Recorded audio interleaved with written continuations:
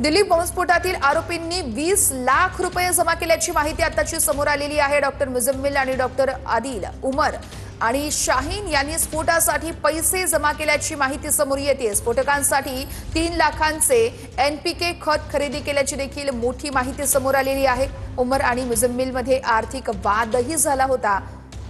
या आता संपूर्ण गोष्टी तपासात समोर आलेल्या आहेत। दिल्ली परिसरातील स्फोट प्रकरणी अपडेट समोर आलेली आहे। हल्ल्याच्या ठिकाणाहून 500 मीटर अंतरावरती मानवी अवशेष सापडल्याचं कळतंय। पोलिसांकडून परिसरातील सर्व घरांच्या छताची पाहणी केली जाते। या संदर्भात अधिक माहिती आपण पाहूयात।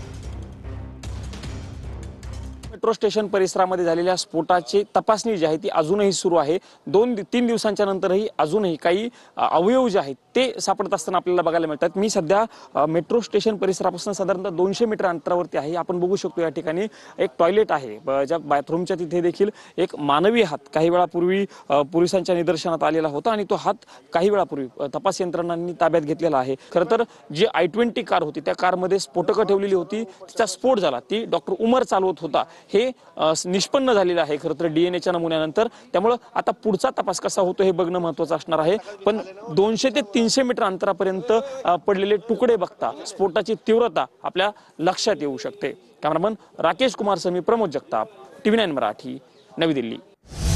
लाल किल्ला मेट्रो स्टेशन पुढील सूचना मिळेपर्यंत बंद राहणार आहे। सुरक्षेच्या कारणास्तव लाल किल्ला मेट्रो स्टेशन बंद राहणार आहे। दिल्लीतील इतर मेट्रो स्थानकं कार्यरत असतील। दिल्ली मेट्रो कॉर्पोरेशनची ही माहिती आहे।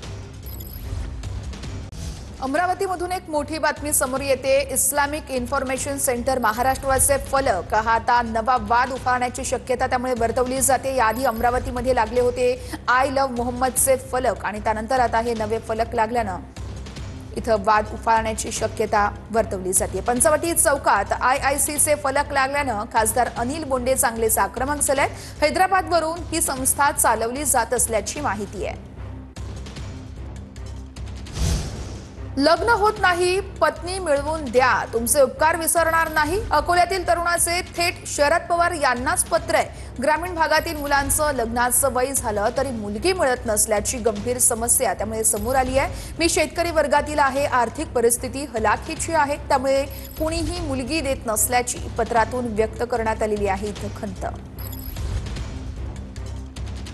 कुणीही मुलगी देत नसल्याची पत्रातून खंत व्यक्त करण्यात आलेली आहे। आर्थिक परिस्थिती हलाखीची आहे, मी शेतकरी वर्गातील असल्याचं या तरुणानं या पत्रात सांगितलंय।